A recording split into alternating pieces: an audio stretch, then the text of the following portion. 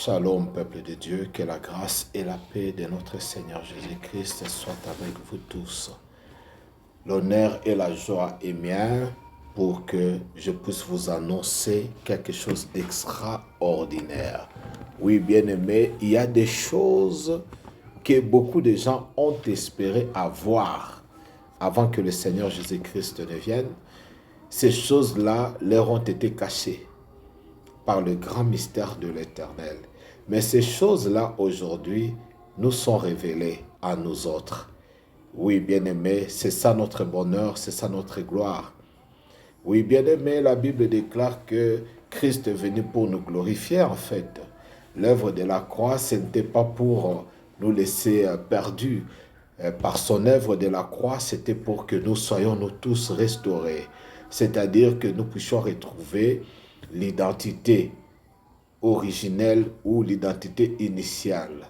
Oui, c'est pour cela que beaucoup de gens l'ont compris par la grâce de Dieu. Oui. Bien aimé, nous voulons parler de quelque chose. Nous voulons parler de la couronne prophétique.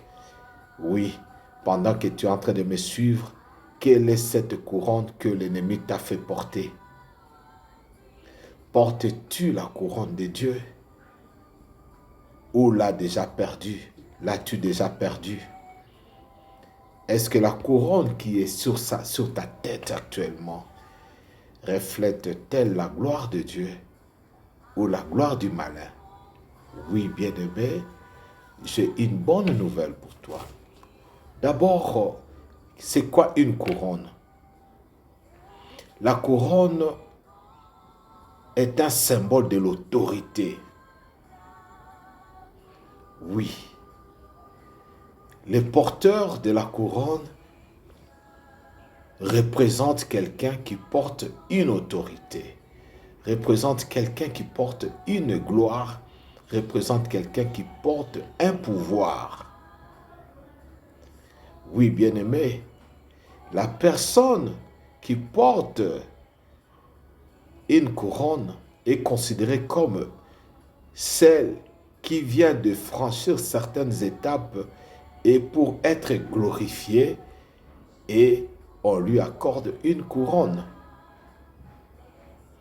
Oui, bien-aimé, la couronne, c'est aussi, ça représente aussi une reconnaissance.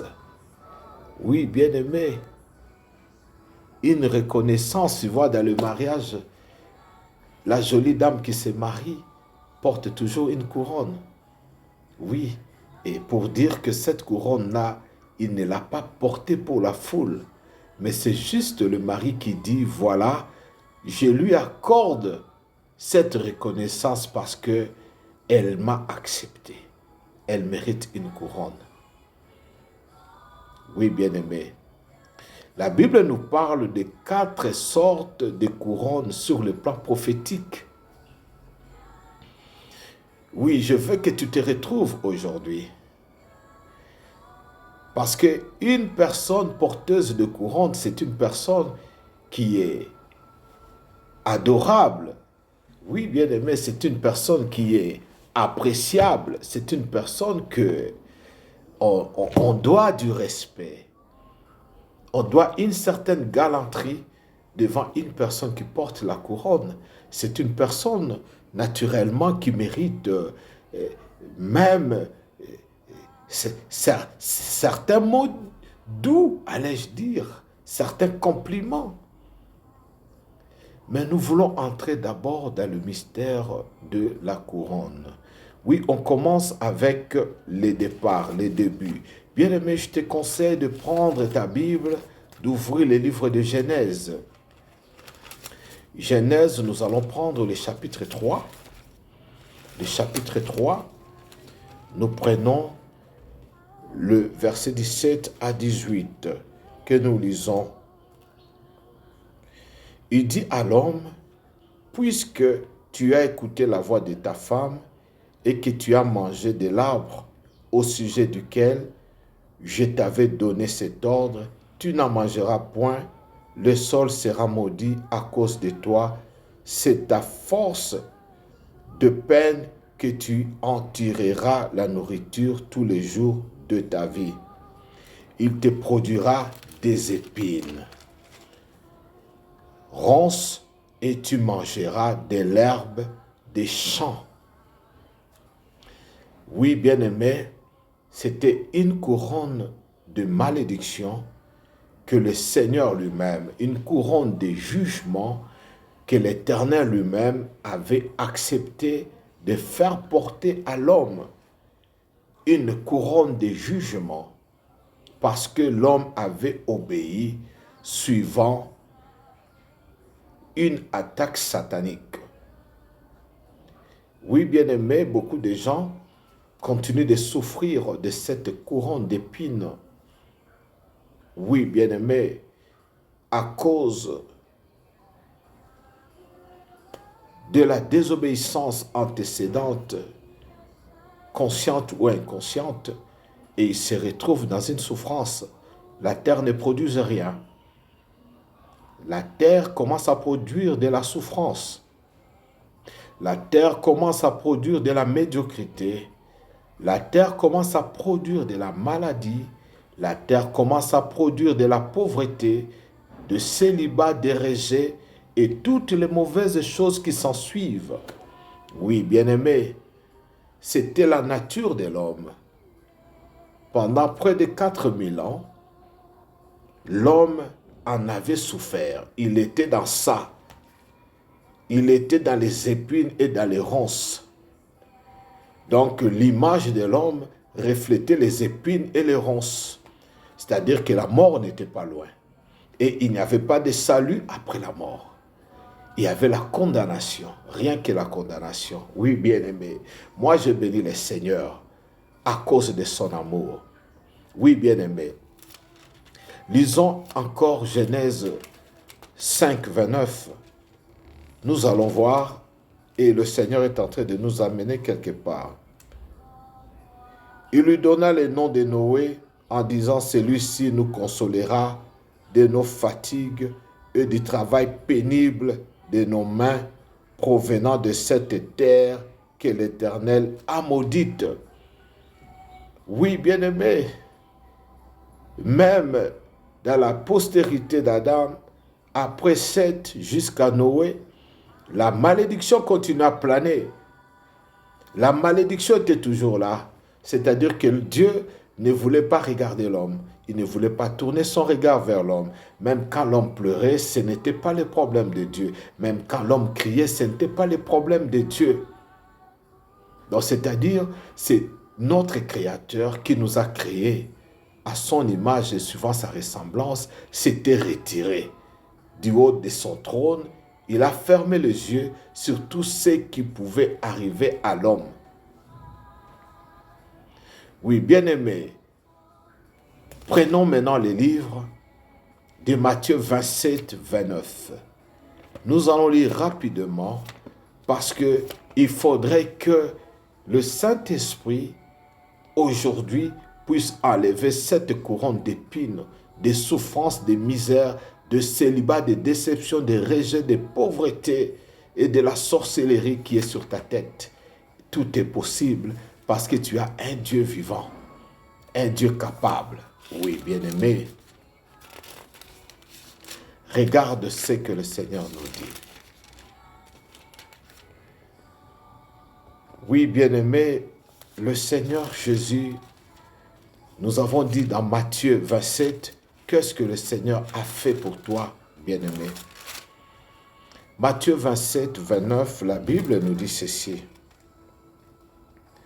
Ils tressèrent une couronne. Ils tressèrent une couronne. Qui? Les tombeurs de notre Seigneur Jésus-Christ. Les soldats romains qui étaient là. Ils ont tressé une couronne d'épines qu'ils posèrent sur la tête. Ils posèrent sur sa tête. La tête de qui? La tête de notre Seigneur Jésus-Christ. Oui, bien-aimé. Ça commence à venir, ça commence à arriver. Ton salut commence à venir et ça va te retrouver là où tu te retrouves maintenant. Oui. Et ils lui mirent un roseau dans la main droite. Puis il s'agenouilla, et puis s'agenouillant devant lui, il est rayé en disant, salut roi des Juifs. Oui, bien-aimé, cette couronne-là qui pesait sur ta tête, il y a eu un volontaire que nous appelons le véritable substitut.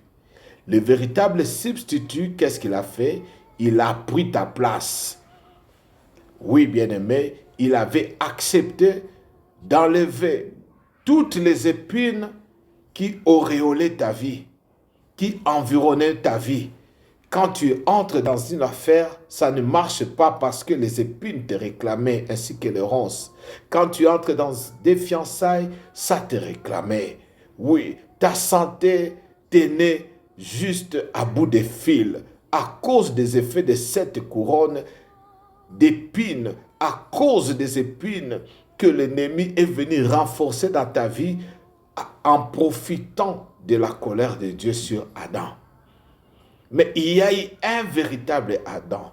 Le second Adam, lui, est celui qui était capable de ramasser toutes les épines et d'accepter que cela soit déposé sur sa tête. Je suis en train de prophétiser sur quelqu'un. Finis les problèmes de maux de tête dans ta vie. Si tu as des maux de tête chroniques, si tu as un problème de tête, de nerfs, aujourd'hui, que Dieu te guérisse au nom de Jésus. Si tu es surpassé, surmené, dépassé par des événements, aujourd'hui, à cause de celui qui a porté les épines qui pouvaient t'enlever la paix, qui pouvaient te pousser dans la mort, aujourd'hui, reçois ta restauration, reçois ta guérison au nom de Jésus-Christ. Oui, bien-aimé, on quitte un peu cette couronne d'épines. On suppose que Christ a arraché les épines sur ta tête et ta tête est encore vide. Écoute, prenons la deuxième couronne. C'est la couronne des feuilles d'olivier. Et celle que l'on donnait dans l'Antiquité à un vainqueur, symbole de la récompense que le Seigneur Jésus-Christ donnera aux saints lors de son avènement. Prenons un peu la Bible. Juge 9. On prend Juge 9, bien-aimé. Juge 9, qu'est-ce que la Bible nous dit dans Juge 9? Juge 9, 9, la Bible dit ceci. Nous lisons au nom de Jésus-Christ.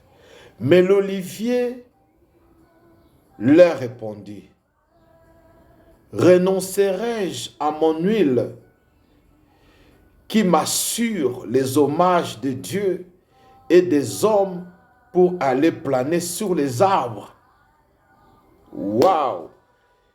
Bien-aimé, j'aime ça.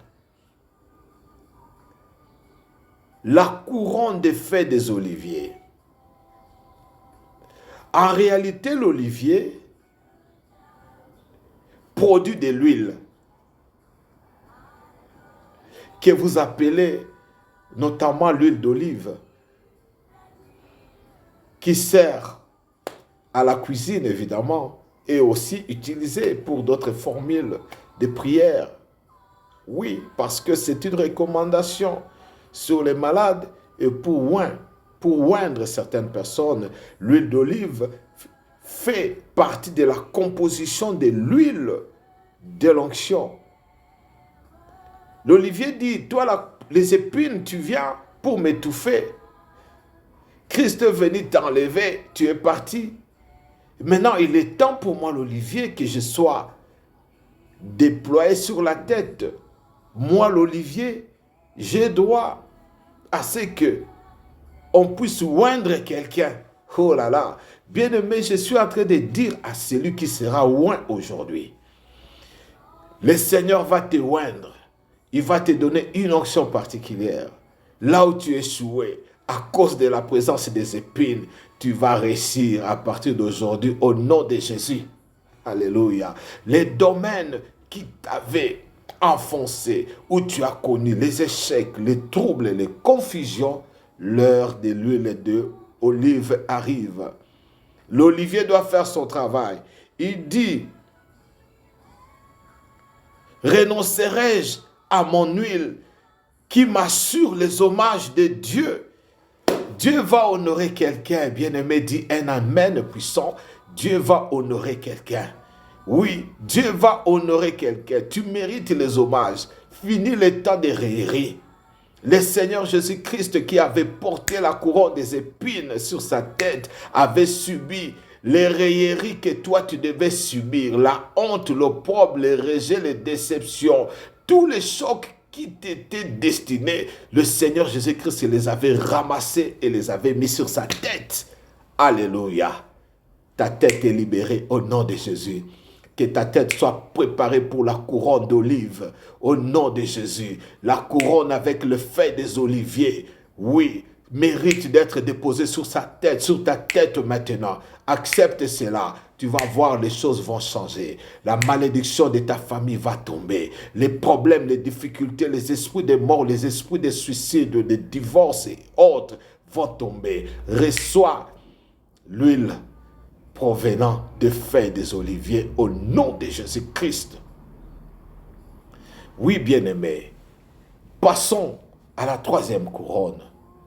Bien-aimé, Dieu aime quelqu'un ici. Je veux que tu dises que c'est moi.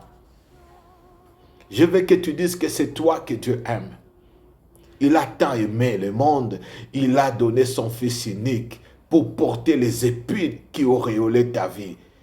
Pour porter les malédictions. Il a pris ta place. Afin que quiconque croit en lui ne périsse point, mais qu'il ait la vie éternelle. Je déclare, toi qui étais destiné à la mort physique, à la mort spirituelle, à la mort matérielle, à la mort relationnelle, à la mort professionnelle, reçois la vie au nom puissant de Jésus-Christ. La couronne lumineuse. Oui, bien-aimé, voyons un peu dans Genèse 9, 12 à 16. Genèse 9, 12 à 16. Qu'est-ce que la Bible nous dit? La Bible nous dit ceci, nous lisons au nom de Jésus-Christ.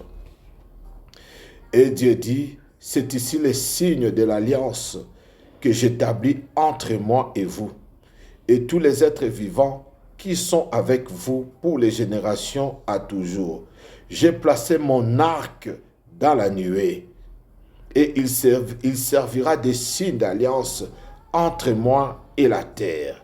Quand j'aurai rassemblé des nuages au-dessus de la terre, l'arc paraîtra dans la nuée. Et je me souviendrai de mon alliance entre moi et vous, et tous les êtres vivants de toute chair, et les eaux ne deviendront plus un déluge pour détruire toute chair. L'arc sera dans la nuit, et je le regarderai, pour me souvenir de l'alliance perpétuelle entre Dieu et tous les êtres vivants de toute chair qui est sur la terre. Waouh! Bien-aimé, ça représente, cette couronne lumineuse représente l'arc-en-ciel. Le cercle lumineux qui entoure la tête d'un saint. Alléluia. On enlève les épines, la couronne des épines, Christ arrache et jette. Il te oint d'une couronne de gloire. Oui, pour que Dieu te rende hommage, c'est-à-dire pour que Dieu puisse te glorifier et te justifier. Même si tu étais sorcier, prostitué, même si tu étais assassin ou bandit, le Seigneur t'a fait porter la couronne de feuilles des oliviers pour te rendre hommage. Et après cela, il ajoute une couronne d'huile.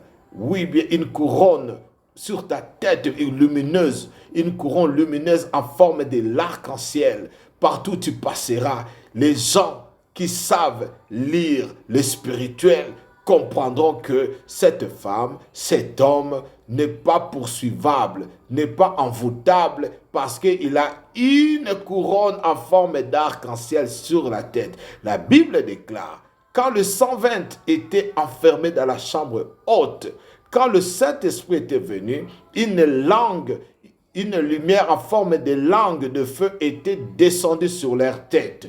Oui, bien-aimé, si tu as échoué, si tu continues d'échouer, si le diable continue de jouer avec toi, de te troubler, de te compliquer, aujourd'hui, reçois l'arc-en-ciel de l'alliance de Dieu au nom de Jésus. Je rappelle à quelqu'un que l'alliance de Dieu repose sur le sang de Jésus. Le sang de Jésus, c'est le sang de rachat. On t'a racheté, tu étais perdu. Jésus t'a refait, il t'a fait revenir dans la bergerie de ceux qui sont appelés à vivre de l'abondance. Lui-même, il dit, je suis le pain de vie qui est descendu du ciel pour que mes brebis vivent dans l'abondance.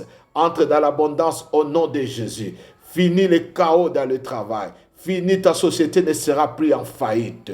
Fini, ton mariage ne va plus se dissoudre. Fini, ton enfant ne va plus mourir. Fini, la pauvreté ne va plus continuer à régner. Que ça s'arrache maintenant au nom de Jésus. Oui, bien-aimé, le monde est en train de connaître actuellement des troubles, des confusions. La pauvreté commence à entrer même dans des pays qui étaient considérés comme des pays puissants.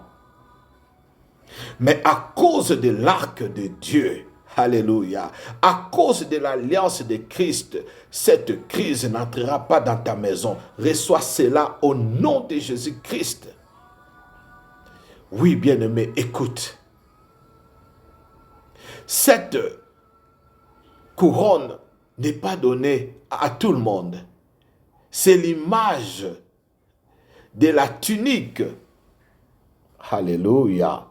L'image de la tunique qu'avait portée Joseph, la tunique que son père aurait confectionnée pour lui, pour le distinguer de ses frères, pour manifester le grand amour de Dieu en lui.